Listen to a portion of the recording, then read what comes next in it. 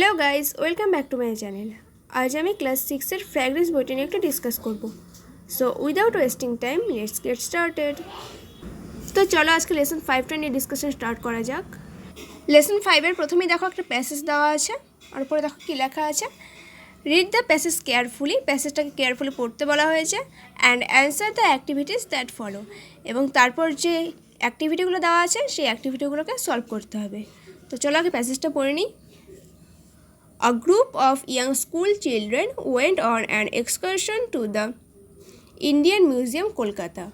একদল কম বয়সী স্কুল পড়ুয়া শিশু কলকাতার ভারতীয় জাদুঘরে একটি শিক্ষামূলক ভ্রমণে যায়। এক্সকারশন মানে শিক্ষামূলক ভ্রমণ। They were very much excited since it was their first visit to the museum. তারা ভীষণ উত্তেজিত ছিল কারণ এটা ছিল তাদের প্রথম জাদুঘর দর্শন। They were spellbound to see the long corridors flanked by tall columns. দুপাশে লম্বা লম্বা থামওয়ালা দীর্ঘ বারান্দা দেখে তারা হতবাক হয়ে যায়। Previously they were introduced to ancient Egyptian civilization in their history book. আগে তারা ইতিহাস বইতে প্রাচীন মিশরীয় সভ্যতার সঙ্গে পরিচিত হয়েছিল। So they were very much eager to visit the Egyptian gallery in the museum. তাই তারা জাদুঘরের মিশর বিষয়ক প্রদর্শন কেন্দ্র দেখার ব্যাপারে দারুণ আগ্রহী ছিল। At the entrance of the hall, they were fascinated by the replica of Sphinx, the symbol of strength. হল ঘরে ঢোকার মুখে পরাক্রমের প্রতীক স্পিংক্সের অবিকল প্রতিরূপ দেখে মুগ্ধ হয়েছিল। In the center of the dark room, the school children huddled around a long glass case. অন্ধকার ঘরটার কেন্দ্রস্থলে স্কুলের ছেলেমেয়েরা একটা লম্বা কাচের বাক্সের চারদিকে জড়ো হলো। It contained a 4,000 years old mummy. এটাই ছিল 4,000 বছরের পুরনো একটা mummy. The guide explained to them the Egyptian belief of life after death. Guide তাদের ব্যাখ্যা করে বলল যে মিশরীয়রা মৃত্যু পরবর্তী জীবনে বিশ্বাস করত। The unique way to preserve dead bodies of pharaohs left a deep impression on young minds as they came to know the process of mummification. এই ফারাওদের মৃতদেহ সংরক্ষণের অনবদ্য পদ্ধতি কচিকাচাদের মনে গভীর ছাপ ফেলেছিল। ফারাও কারা? মিশরের রাজাদের ফারাও বলা হতো। Their teacher told them the facts related to the discovery of boy king তুতানখামন's mummy. তাদের শিক্ষক বালক রাজা তুতানখামনের মামির আবিষ্কার সংক্রান্ত তথ্যের কথা বলেছিলেন। Their curiosity knew no bounds when they came to know that the king died at the age of 19 only. যখন তারা জেনেছিল যে রাজা মাত্র 19 বছর বয়সে মারা গিয়েছিলেন, তখন তাদের কৌতূহলের আর সীমা পরিসীমা থাকেনি। তো চলো এখন অ্যাক্টিভিটিগুলো করা যাক। তো দেখো অ্যাক্টিভিটি 1-এ স্পেসটা কম থাকার জন্য সবগুলো অ্যান্সার আমি এখানে লিখতে পারিনি, তো কিছু কিছু বইতেও দেখিয়ে দিয়েছে, তো সেগুলো একটু দেখে নিও।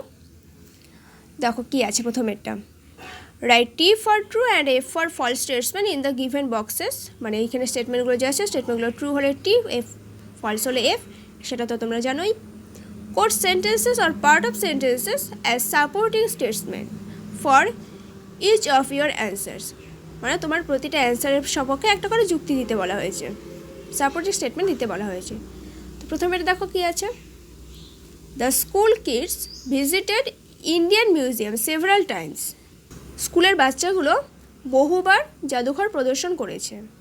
এটা ফলস হবে, কি হবে অ্যান্সারটা, সাপোর্টিং স্টেটমেন্টটা, it was their first visit to the museum. তারপরে দেখো কি আছে, in their history books the students read about ancient Egypt. ছাত্রছাত্রীরা তাদের ইতিহাস বইতে মিশরের বিষয়ে জেনেছে। এটা ট্রু হবে। তো এটা অ্যান্সারটা দেখো, আমি পুরোটা লিখতে পারিনি, তো চলো বই থেকে দেখে নিই কতটা আছে। তো দেখো 2 নম্বরের অ্যান্সারটা হয়ে যাবে এখান থেকে। Previously they were introduced to ancient Egyptian civilization in their history books. তারপর 3 নম্বরটা দেখো, sphinx was the symbol of power. Sphinx হলো ক্ষমতার প্রতীক। এটাও ট্রু হবে। তার সাপোর্টিং স্টেটমেন্টটা দেখো, sphinx the symbol of strength.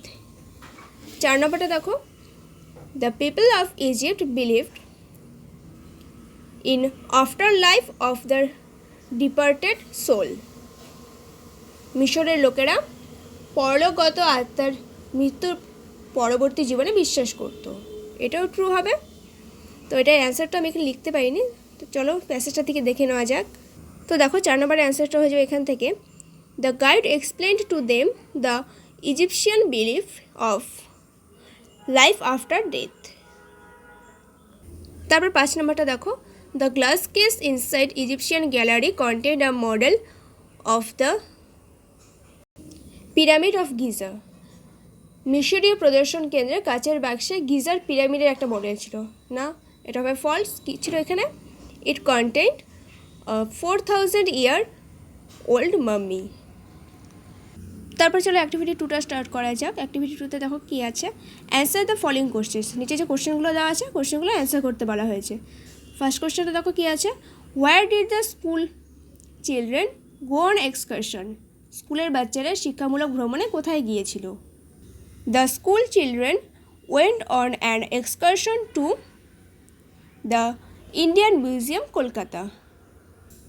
2 নম্বরটা দেখো, what did the witness outside the Egyptian gallery.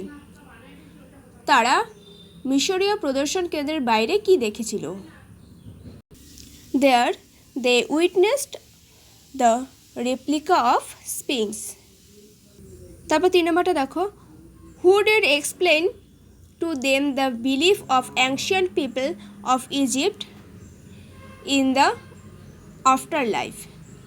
কে তাদের কাছে মিশরের প্রাচীন লোকদের মৃত্যুর পরবর্তী জীবনে বিশ্বাসের বিষয়টা ব্যাখ্যা করেছিল? The guide explained it to them. তারপর 4 নম্বরটা দেখো, what was the way to preserve the dead bodies of pharaohs. ফারাওদের মৃতদেহ সংরক্ষণের পদ্ধতি কী ছিল? There was a unique way to preserve the dead bodies of pharaohs. ফারাওদের মৃতদেহ সংরক্ষণের জন্য একটা অতুলনীয় পদ্ধতি ছিল। What did the children learn in their history books. বাচ্চারা তাদের ইতিহাস বইগুলোতে কী পড়েছিল? In the history books the children learned about the ancient Egyptian civilization. How old was the mummy of Egyptian gallery in Indian museum Kolkata. কলকাতার ভারতীয় জাদুঘরে মিশরীয় মমি কত পুরনো? It was 4000 years old.